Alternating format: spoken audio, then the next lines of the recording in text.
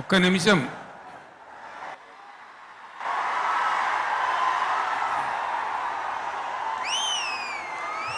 ఈ మధ్య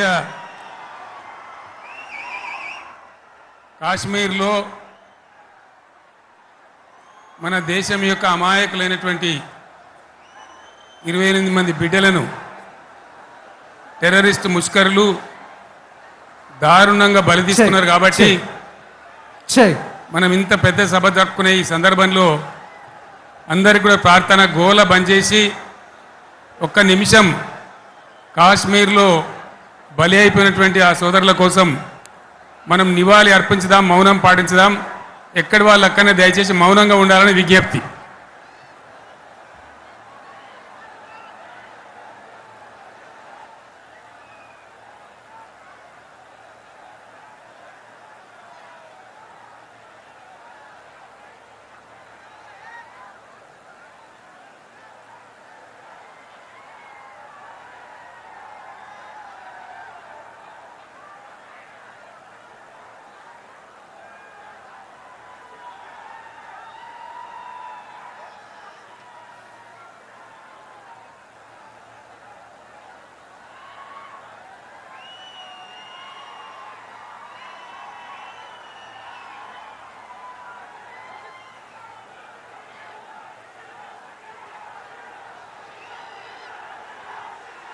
దయచేసి కూర్చోండి.